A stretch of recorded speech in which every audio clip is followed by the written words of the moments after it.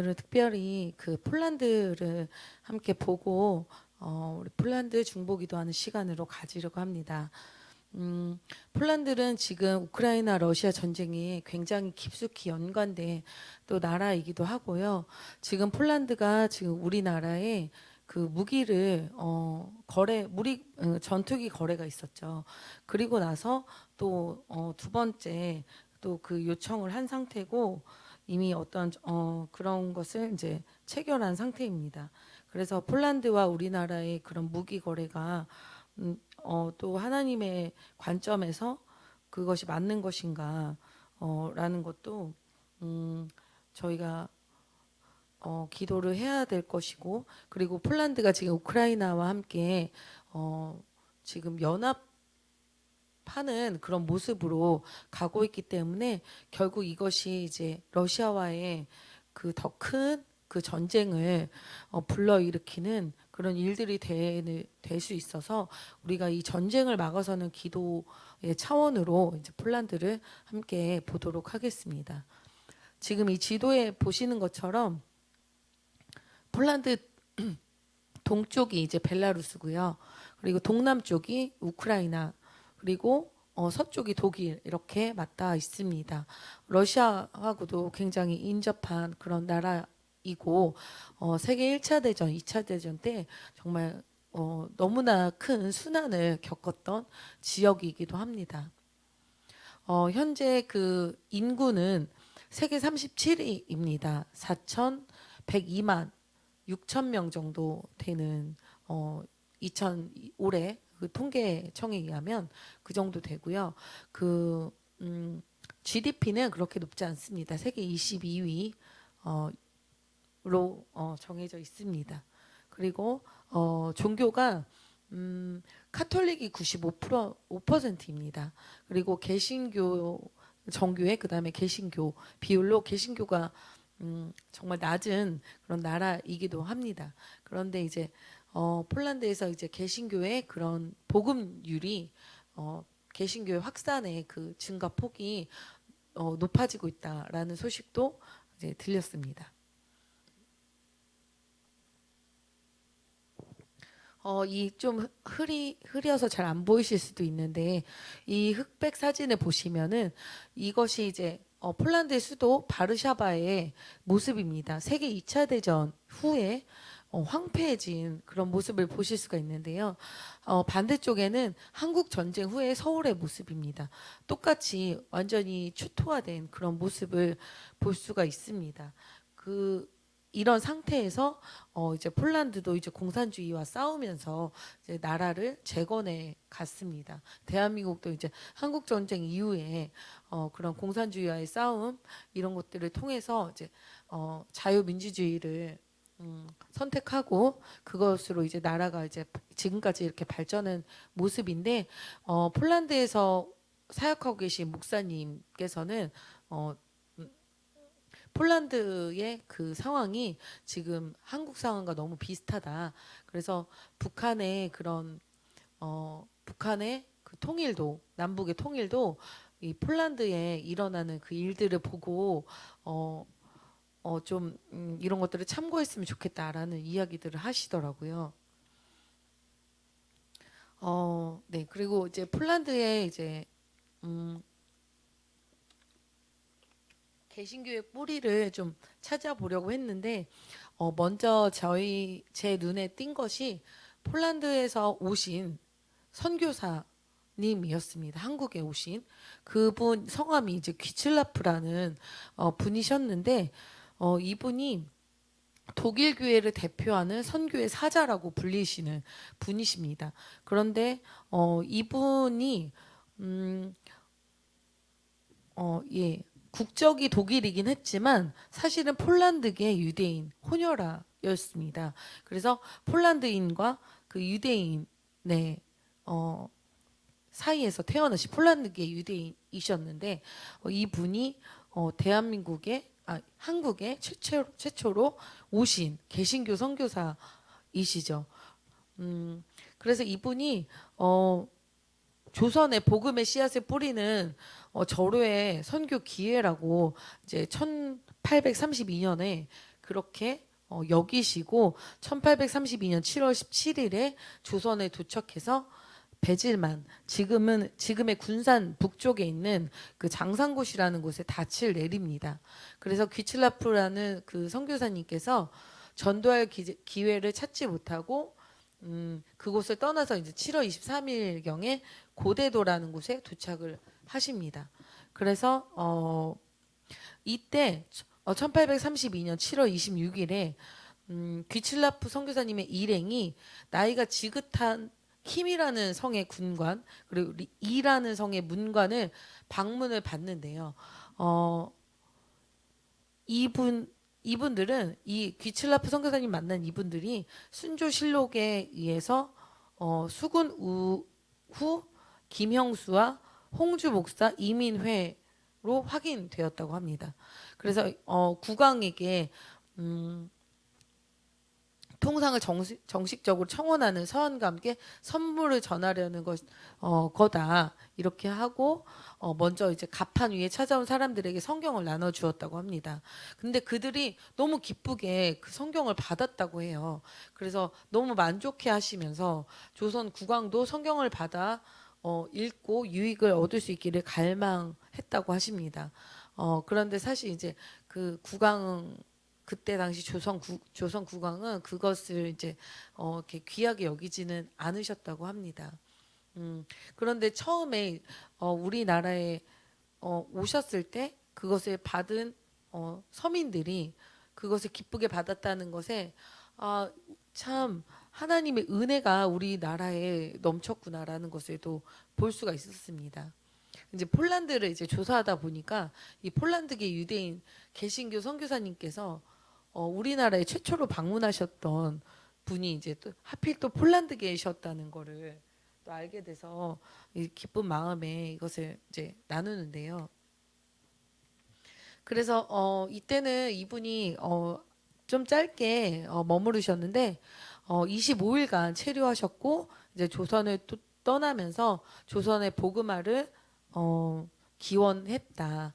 그래서 이렇게 기도를 하셨다고 합니다. 영생하시는 하나님의 큰 섭리로 자비하신 방문의 날이 있을 것입니다. 우리는 모든 수단을 동원하여 영광스러운 진리를 전파하도록 서둘러야겠습니다. 조선 국왕이 처음에는 거절했던 성경을 지금 갖고 있는지 또한 읽고 있는지 나는 알 수 없습니다. 그러나 강경의 관리와 주민들은 성경을 받았습니다.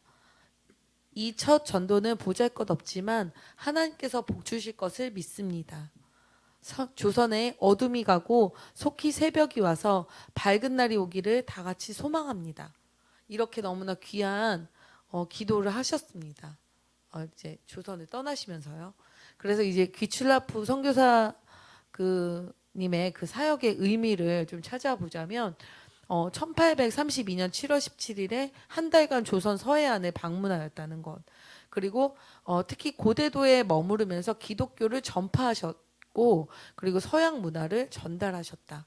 그리고 고대도에 와서 당시 조선 순조 왕에게 근대 문명과 기독교를 전하였다. 왕에게 전한 것이죠. 그리고 당시 중국 중심의 역사관에서 벗어나 세계 각국의 문호를 개방하고 교역할 것을 요청했다. 네, 이런 점에서 고대도는 한국의 근대화를 촉구했던 역사적인 장소이다. 한국 최초의 개신교 선교사에 의하여 복음이 전해졌던 기독교 순례지이다. 라고 기록이 되어 있습니다. 그리고 이러한 그 시기가 토마스 목사가 평양을 방문해서 대동강변에서 주민들에게 성경을 나눠주다 순교한 1866년보다 무려 34년이나 앞선 일이었고요. 그리고 언더우드와 아펜첼러 선교사님이 인천에 상륙하신 1884년보다 52년이 앞선 일이었다고 합니다. 네, 그리고 최초의 카톨릭 선교사 블란서 신부 모방이 내한을 한 1836년보다 또 4년이나 앞선 그런 선교사님의 방문이 우리나라에 있었습니다. 네, 기칠라프 선교사님이 성경과 기도 어, 교문서를 서해안에 반포한 그 사건이 굳게 닫힌 조선의 문을 두드려 조야의 외국에 대한 관심을 불러일으켰다. 그의 서해안 방문은 토마스의 대동강 순교 1866년에 있었던 그 순교, 그리고 로스의 성경 번역 1882년에 으로 맥이 이어져 나갔다. 그 성경을 읽는 사람이 개종하여 선교사 없는 신자가 자생되었으며 은둔의 나라를 깨고 최초의 소래 교회가 세워진 것이다. 비록 귀출라프가 한국에 짧은 기간밖에 머무르지 못했고 또 당시에는 눈에 보이는 열매를 맺지 못하고 돌아갔으나 최초의 한국 선교사답게 한국 선교의 길을 닦아 놓았다. 성과의 유무를 떠나서 귀출라프는 한국을 방문한 최초의 개신교 선교사로서 한국 기독교 역사에 중요한 위치를 차지한다. 네, 라고 그 총회 고대도 교회 건축위원회의 자료가 있습니다. 그래서 이제 폴란드와 우리나라가 어떤 연관이 있을까? 물론 많은 연관들이 있겠지만 그 중에 이제 복음을 가지고 오신 최초의 선교사님이 폴란드계 유대인이었다는 것이 또 주님께 너무나 감사를 드리고 우리가 폴란드를 기도할 충분한 이유가 너무나 된다고 봅니다. 그러한 놀라운 일이 폴란드계 유대인 선교사님을 통해서 우리나라에 정말 귀한 일이 일어났는데 정말 그 생명의 문이 열렸는데 정작 폴란드에는 카톨릭이 대부분입니다. 95%가 이제 카톨릭인데요. 폴란드의 복음주의자 그 퍼센테이지는 0.3%에 불과합니다. 매우 작은 숫자이죠. 그런데 기독교 인구가 기독교 인구 90% 중에 대부분이 카톨릭이고 복음주의자가 극소수인 0.3%지만 감사한 것이 복음주의자의 연간 성장률이 1.5%를 보인다. 라고 하고 있습니다. 그래서 이제 계속 복음주의자로 이제 회복되어지는 그런 일들이 늘어나고 있다. 우리의 그 수치로 우리의 시선으로 수치로 보면은 너무나 작은 수치일 수도 있겠지만 이것이 0.3%인데도 불구하고 매년 1.5%씩 증가되고 있다는 것은 정말 놀라운 일이 아닐 수 없습니다. 그래서 폴란드에도 정말 하나님의 나라가 펼쳐지고 있다는 것에 감사드리고 이 나라가 정말 주님의 뜻을 따를 수 있는 그런 나라가 되어지도록 우리가 중보를 하려고 합니다.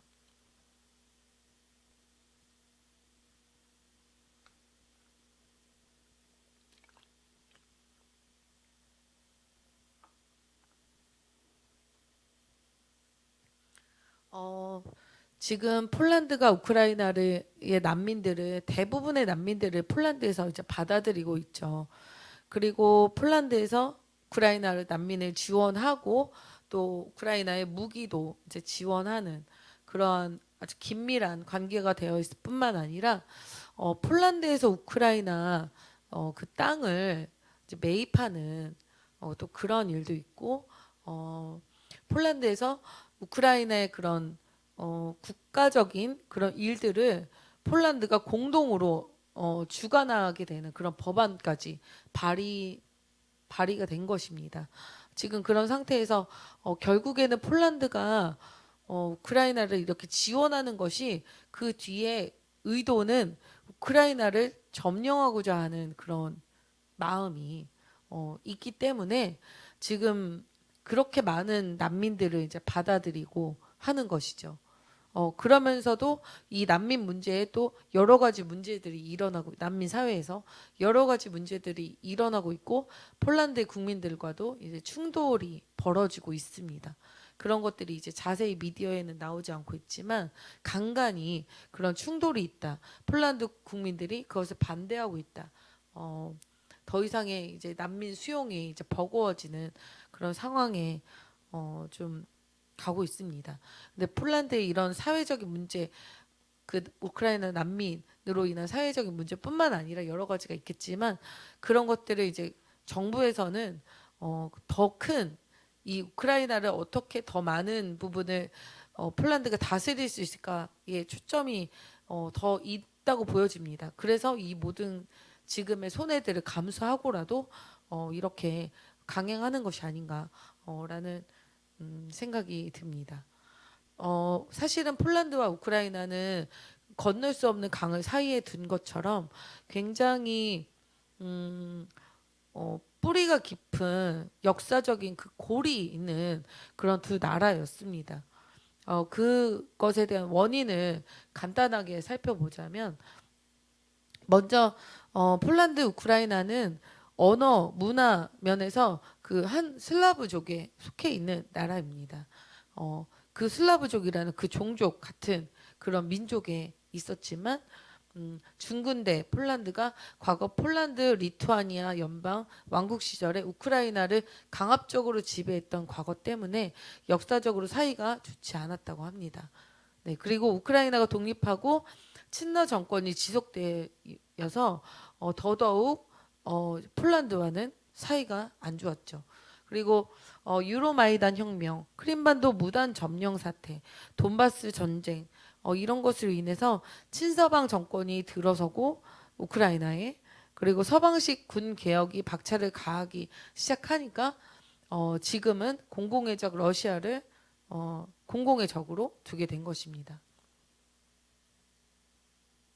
그리고 이 역사적인 감정을 이제 뒤로 하고 손을 잡기 시작했는데요. 이것이 정말 우리 그냥 그 미디어에 나오는 소식들만 보면 우호적인 관계가 되었다라는 걸로만 해석할 수 있지만 사실 그 뒤에 보이지 않는 곳에서 폴란드가 우크라이나를 소위 말해서 그것을 차지하고 싶은 마음이 더 크다고 보여집니다. 그리고 우크라이나의 그런 정치에 주권에 관여하는 모습, 법으로까지 정해진 부분을 보면 확실하게 우리가 알 수가 있습니다.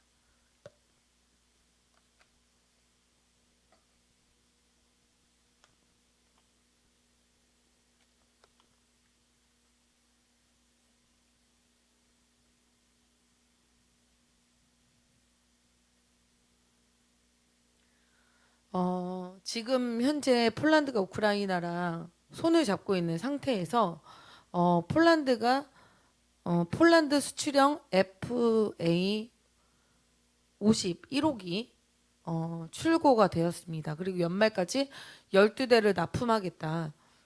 이렇게 이야기를 하고 있습니다. 이 비행기가 이 수출형 공격기 이것이 이제 7월까지는 비행 시험을 거쳐서 8월부터 올해 말까지 총 12대가 우선 납품된다고 하는데요. 이것이 이제 폴란드로 통해서 우크라이나로 들어가게 되는 것인지 그것을 우리가 지금은 알 수 없지만 가능성이 있다고 보여집니다. 그래서 직접적으로 우리나라가 우크라이나와 무기 거래나 어떤 무기 지원을 하지 않고 있다 할지라도 현재 우크라이나를 지원하고 있는 그 나라의 폴란드가 지원하고 있는 나라의 무기를 이렇게 납품한다는 것은 러시아가 보기에는 우리나라가 러시아를 대적하는 모습으로 그렇게밖에 보여지지 않고 있습니다. 왜냐하면 우크라이나와 폴란드가 손을 잡고 러시아를 공공의 적으로 몰고 있기 때문에 폴란드에 무기 수출을 한다. 이런 공격기를 수출한다는 것은 러시아 입장에서는 우리나라를 이제 적으로 볼 수 있는 너무나 큰 그런 가능성을 열어버린 그런 일이기도 합니다. 물론 돈을 벌고 이런 것들이 무기나 이런 것들을 팔고 돈을 벌 수 있겠지만 지금은 전시 상황이기 때문에 우크라이나 러시아 전시 상황이기 때문에 지금 이것을 한다는 것이 러시아를 얼마나 자극하는지 대한민국 정부가 빨리 이것을 깨닫고 지금은 그럴 때가 아니라는 것을 좀 알고 이 방산 산업에 대해서 좀 더 신중하기를 원합니다. 단순히 지금 얼마를 더 번다고 해서 지금 우리나라도 지금 북한과 너무나 그 위험한 위태위태한 상황에 있는데 지금 다른 나라에 이런 것들을 수출할 때가 아니라는 것이 현재 저희 나라의 상태이죠. 그래서 빨리 이것이 윤석열 대통령을 비롯해서 이런 국방의 리더들과 이런 방산업체 그 리더십들이 이런 것들을 빨리 캐치해서 더 이상 이런 실수 사태 상황을 파악하지 못하는 일들을 하지 않기를 원합니다.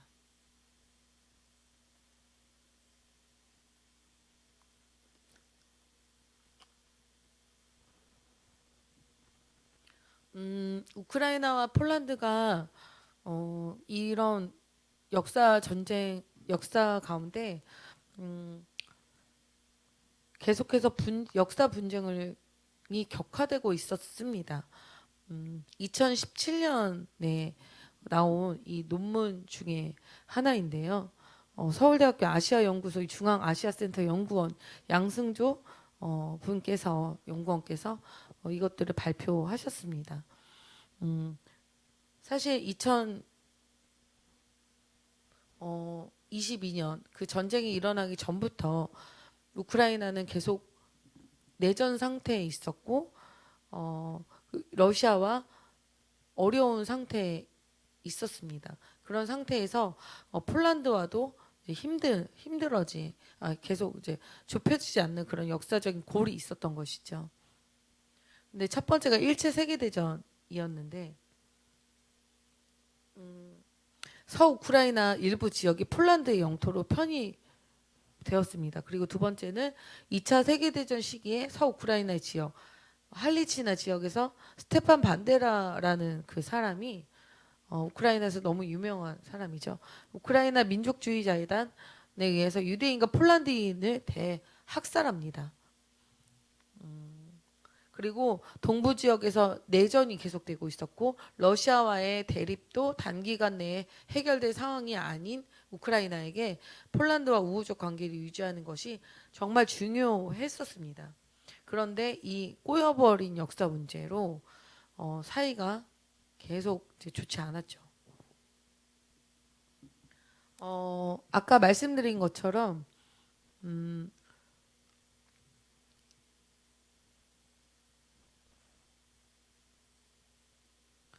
2차 세계대전 시기에 나치 독일이 동유럽에서 진군해 옵니다.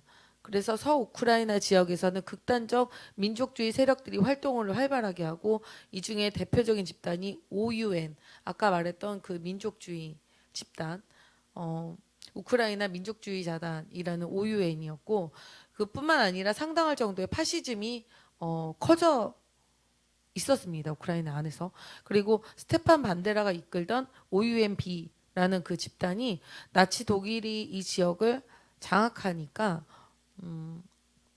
독일군에 조력하는 현지 하부 무장 조직에 참여하여서 유대인 홀로코스트에 또 앞장서게 됩니다. 유대인뿐만 아니라 독일군이 관심을 가지지 않았던 할리치나 거주 폴란드인에 대한 학살을 이들이 적극적으로 주도를 하게 됩니다. 폴란드인으로서 학살당했던 사람들은 성인 남녀뿐만 아니라 노약자, 청소년 그리고 유아에 이르기까지 모든 유대인, 모든 폴란드인이 그 대상이었다고 합니다. 그래서 지금 2차 세계대전 영화나 이런 것들을 보면 거의 대부분 배경이 폴란드라는 것을 알 수 있겠죠. 근데 그 폴란드 땅의 90%가 이 전쟁이 일어난 전쟁에 짓밟힌 그런 땅입니다. 너무나 많은 피가 이제 흘려졌고, 그 독일 나치에 대해서 그리고 독일 나치를 추종했던 그 우크라이나의 스테반 반데라가 이끌던 그 민족주의자단에 의한 폴란드가 얼마나 큰 그런 어, 거부감이 있는지를 알 수 있는 것입니다.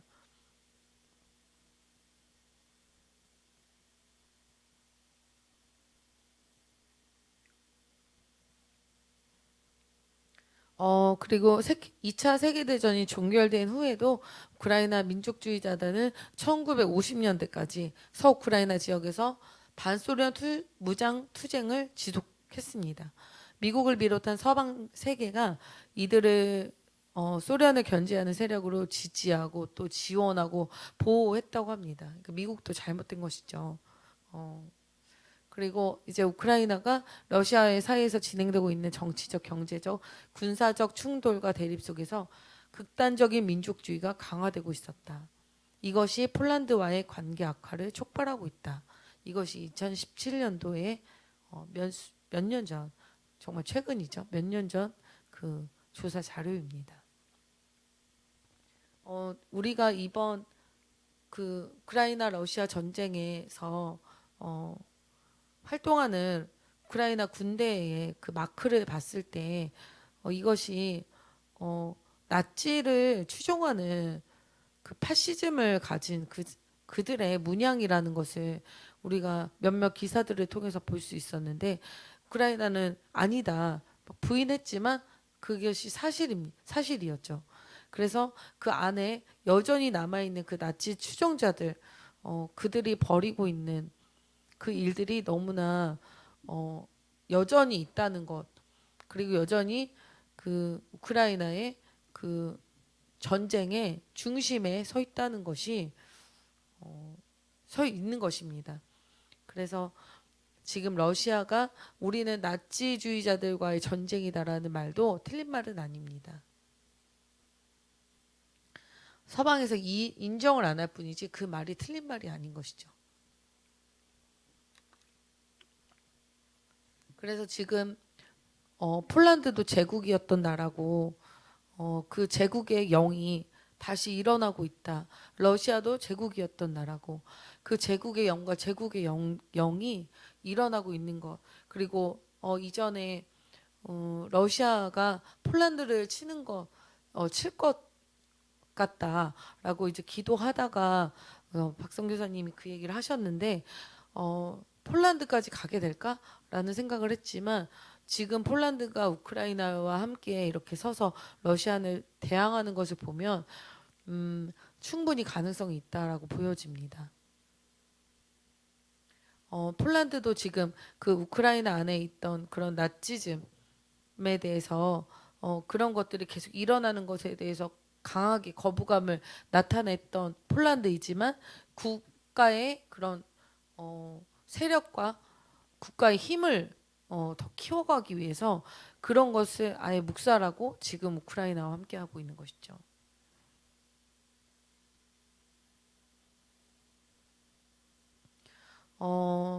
전쟁 초반에 우크라이나 전 대통령이었던 그 빅토르 야누코비치 전 대통령이 젤렌스키를 향해서 전쟁을 끝내라 라고 촉구를 했다고 합니다. 자존심을 버리고 무슨 수를 써서라도 전쟁을 중단해 달라고 요구했다라고 이야기를 했습니다. 물론 이분이 친러 성향의 이었고 그리고 어떠한 그런 반정부 시위로 끌어내려진 그런 분이긴 하지만 이분은 있으셨고 알고 있었고 지금 이러한 사태가 일어나게 될 것이라는 것, 우크라이나가 처참하게 망가질 거라는 것을 이 전 대통령은 알고 있었다. 그래서 이렇게 막 젤렌스키에게 자존심 버리고 무슨 수를 써서라도 전쟁을 중단해 달라고 요구했다고 할 정도로 이분은 현재 러시아의 망명에 계신 상태인데 그럼에도 불구하고 한때는 이 우크라이나를 이끌던 대통령으로서 젤렌스키에게 이런 이야기를 전한 것입니다. 우크라이나 국민들이 이렇게 많이 희생될 거라는 것을 알고 있었겠죠. 그리고 많은 건물들과 여러 가지 자연 환경도 마찬가지고 이 땅이 초토화될 거라는 것을 너무 잘 알고 있었기 때문에 자존심을 버려라. 어떻게든 전쟁을 끝내라. 중단해라. 이렇게 이야기를 한 것이라고 보여집니다. 그래서 지금 그때도 지금도 젤렌스키는 누구의 말도 듣고 있지 않는 이 전쟁을 멈춰야 된다는 이 경고를 무시하고 있는데요. 젤렌스키 대통령이 암살의 위기를 본인 스스로가 암살의 위협을 느끼고 있다. 그래서 이 전쟁을 멈추게 되면 본인은 죽을 것이다. 이렇게 생각하고 있는 상황이기 때문에 어쩌면 본인의 목숨을 유지하려고 이 전쟁을 끌고 가는 것이도 있을지도 모르겠다. 라는 생각을 해봤습니다.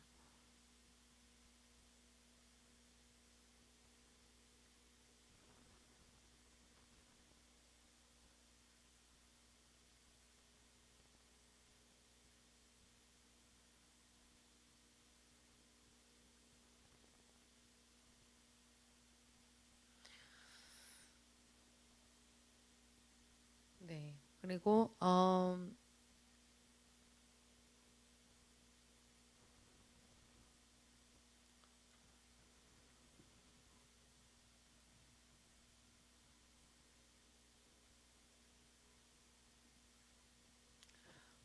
주님께 지금 이 우크라이나 러시아 전쟁 사태가 일어나고 있는 지금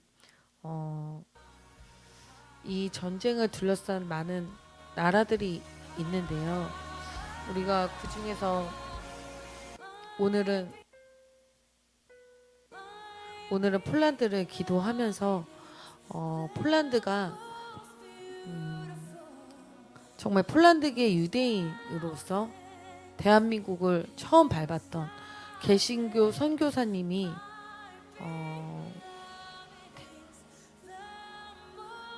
오셨는데 하나님 아버지께서 정말 폴란드에 지금 복음주의자들의 성장 그런 부흥들을 조금씩 주고 계십니다. 그런 상황에서 비록 지금 카톨릭이 90%이지만 하나님께서는 작은 무리들을 일으키셔서 하나님의 일을 반드시 하실 것이라고 믿습니다. 이 시간 기도하고 싶은 것은 과거 우크라이나에 파시즘이 일어났던 것으로 갈등이 있었던 폴란드가 현재는 러시아라는 공공의 적을 바라보면서 연합하고 있습니다.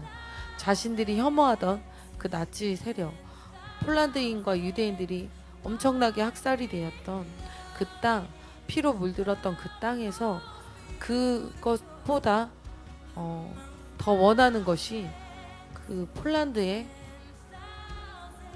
나라가 더욱더 기세가 올라가는 것을 이들이 원하고 있습니다. 그래서 이제 폴란드에 하나님을 사람들이 일어나기를 기도합니다. 먼저는 교회들이 깨어나기를 기도하고 폴란드의 지금 현실 지금의 이 현실에 대해서 하나님의 뜻이 폴란드의 하나님의 사람들에게 계시되어질 수 있도록 시간 함께 기도하겠습니다.